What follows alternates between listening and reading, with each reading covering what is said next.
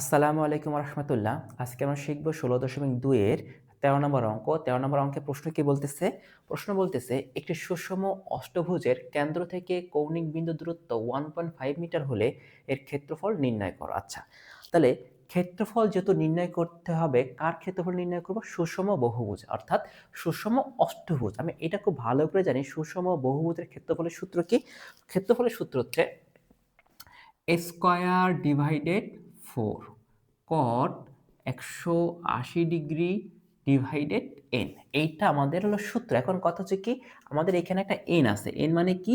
n বলতে বোঝাচ্ছে এখন যতগুলা বাহু ঠিক ততগুলা। এখানে কি লেখা আছে? অষ্টভুজ। তাহলে এখানে কি বসাই দিব আমি?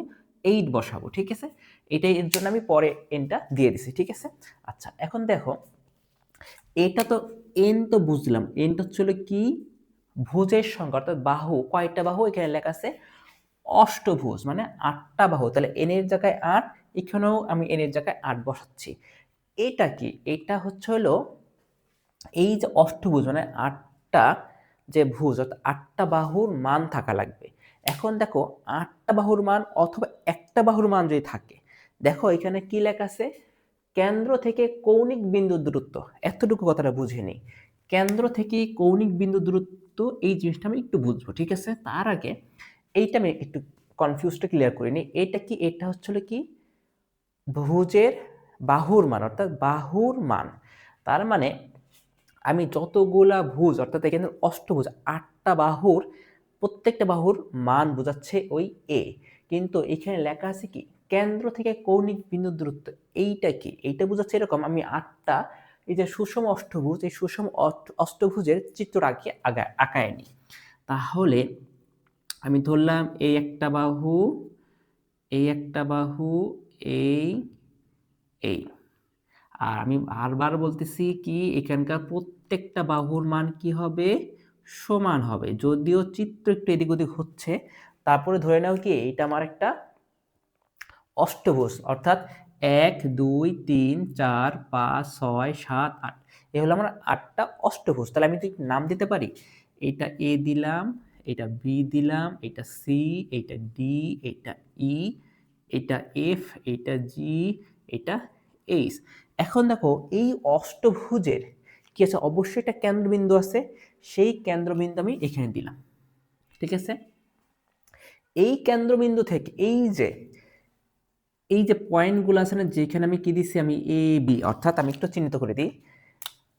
এ একটা বিন্দু, বি একটা বিন্দু, সি একটা বিন্দু, ডি একটা বিন্দু, ই, এফ, জি, এইচ।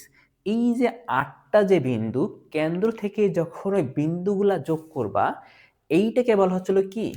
কৌণিক বিন্দু দূরত্ব। অর্থাৎ আমি যদি এটা যোগ করি, এটা ধরে নিলাম ও, তাহলে ও এফ এটা কি? কৌণিক বিন্দুর দূরত্ব। ও ই এইটাও কি? কৌণিক বিন্দুর দূরত্ব। ঠিক আছে? আবার যদি ওডি যোগ করো, এটা কি? কৌণিক বিন্দুর দূরত্ব। আর এই যে সূত্রের যে এ আছে না, এইটা কি? বাহুর মান। অর্থাৎ এই যে এ বি একটা বাহু, বি সি একটা বাহু, সি ডি একটা বাহু, ডি ই একটা বাহু, এফ ই একটা বাহু, জি এফ, এইচ জি বা এইচ এ, এই যে এইগুলো হচ্ছে কি? বাহু। এই বাহুর মান যদি দেওয়া থাকতো, অবশ্যই আমি এই সূত্র অ্যাপ্লাই করতে পারতাম। যেহেতু এখানে কি আছে? কেন্দ্র থেকে কৌণিক দূরত্ব অর্থাৎ এই কেন্দ্র থেকেই শীর্ষবিন্দুগুলোর কি আছে? দূরত্ব বোঝাচ্ছে। সেইটাকে দূরত্ব কত? 1.5। এই জন্য এটা কি? এই সূত্র অ্যাপ্লাই হবে না এখন। ঠিক আছে? তাহলে আমাকে কি করতে হবে? অন্য একটা সূত্র অ্যাপ্লাই করতে হবে। হ্যাঁ, তবে 16.2 এর অঙ্ক করতে হলে আমি সবসময় বলি যে কি 16.1 এর একের যে ত্রিভুজের যে সূত্রগুলো আছে এইগুলো তোমাকে ভালো করে জানতে হবে। ঠিক আছে? আচ্ছা, তাহলে এখন অঙ্কটা শুরু করব কিভাবে? আমি সরাসরি লিখলাম যে মনে করি। ঠিক আছে? আচ্ছা, মনে করি A B C D E F G H একটি সুষম অষ্টভুজ। একটি সুষম অষ্টভুজ। ঠিক আছে? আচ্ছা, এখন আমি কি লিখতে পারি? যে কেন্দ্র কেন্দ্র ও থেকে এফ ধরতে পারো, ও ই ধরতে পারো, যেটা খুশি ধরতে পারো। ঠিক আছে, কেন্দ্র ও থেকে ও এফ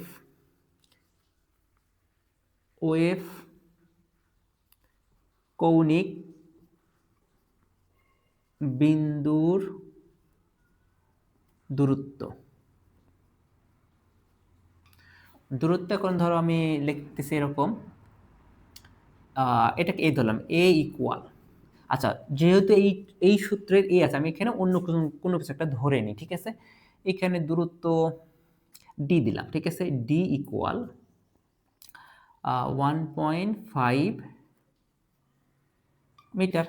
আচ্ছা, এখন তাহলে কি জানি, এটা হচ্ছে 1.5, এটা 1.5।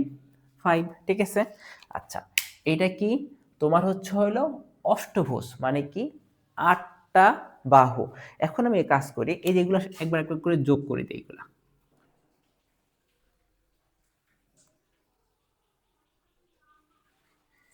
এই যে যোগ করে দিলাম। আমি তো খুব ভালো করে জানি যে এই বাহুগুলোকে, যে ও এফ, ও ই, ও ডি, ও সি, ও এফ, ও এ, ও এইচ, ও জি, এইগুলো বাহুর প্রত্যেকটা মান কি মান সমান, অর্থাৎ এটা 1.5, এটা 1.5, এটা 1.5, এটা 1.5, এটা মানে প্রত্যেকটা জিনিস হচ্ছে 1.5। ঠিক আছে, তাহলে আমি কি বলতে পারি, এটা কি একটা সমদ্বিবাহু ত্রিভুজ, এটাও বলতে পারি। আচ্ছা, এখন কথা হচ্ছে এই টোটাল কত ডিগ্রি, টোটাল হচ্ছে হলো 360 ডিগ্রি। আমি খুব ভালো করে জানি যে কেন্দ্রে কি আছে 160 ডিগ্রি, সরি 360 ডিগ্রি কোণ আছে। তাহলে স্পেসিফিকভাবে বলতে পারি ও এফ ও ই, অথবা ই ও ডি, অথবা ডি ও সি, অথবা সি ও বি, মানে এই এই যে এই কোণ, এই কোণ, এই কোণ, এই যে আট, এর কয়টা কোণ আছে, 1 2 3 4 5 6 7 8টা কোণ আছে। ঠিক আছে, এই 8টা কোণের মান কত, এক একটা মান কত ডিগ্রি হবে, এক একটা মান কত ডিগ্রি হবে সেটা আমি তো খুব ভালো করে জানি। কি হবে, আমি এভাবে লিখতে পারি যে ত্রিভুজ কোণ এফ ও ই ইকুয়াল, আমি লিখতে পারি 360 ডিগ্রি ডিভাইডেড 8, তাহলে কত আসতেছে, 4 × 8 = 32, থাকলো 4, এই যে 45 ডিগ্রি। আচ্ছা, তাহলে এই কোণের মান কত ডিগ্রি, এই কোণের মান হচ্ছিল 45, তাহলে এই কোণের মানও 45, এই কোণের মানও 45, সব হচ্ছে কি 45 ডিগ্রি করে হচ্ছে। আচ্ছা, তাহলে আমি এই কোণের মানটা আমি পেয়ে গেলাম। আমার কিসের দরকার, অষ্টভুজ না। আমি যদি একটা ত্রিভুজের ক্ষেত্রফলের মান পেয়ে যাই, তার সাথে 8 গুণ করলে কি ফুল অষ্টভুজের ক্ষেত্রফলের মান আমি পেয়ে যাচ্ছি। তাহলে আমি কি লিখতে পারি, ত্রিভুজ, আচ্ছা এখানে ও এফ ও, এখানে ই হবে। ঠিক আছে, তাহলে আমি কি লিখতে পারি যে ত্রিভুজ এফ ও ই এর ক্ষেত্রফল, ত্রিভুজ ও এফ ই এর ক্ষেত্রফল। এখন ক্ষেত্রফলের সূত্রটা কি, আমরা খুব ভালো করে জানি যে ত্রিভুজের দুইটা বাহুর দৈর্ঘ্য এবং অন্তর্ভুক্ত কোণ থাকলে সেই ত্রিভুজের ক্ষেত্রফলের সূত্রকে half into A B sine theta, অর্থাৎ 16.1 একটা সূত্র। তাহলে আমি কি লিখতে পারি, এই যে হাফ ইন্টু এ বি, অর্থাৎ দুইটা বাহুর মান, এই যে দুইটা বাহুর মান কত, ও এফ আর ও ই, এই দুইটা বাহুর মান কত 1.5, এই যে 1.5 গুণন 1.5। আচ্ছা, কি half A B sine theta, এই যে সাইন, এখন এই যে সাইন থেটা, থেটার জায়গায় আমি লিখতে পারি 45 ডিগ্রি। ঠিক আছে, তাহলে এখন কি করব, আমি কাটাকাটি করার চিন্তা ভাবনা করি পারি কিনা। তাহলে 1/2 গুণন 1.5 আর 1.5 গুণ করলে কত আসে, 2.25 গুণন সাইন 45 ডিগ্রি মান কত, সাইন 45 ডিগ্রি মান 1/√2। এখন ক্যালকুলেশন করি, 0.80 মিটার লিখলাম।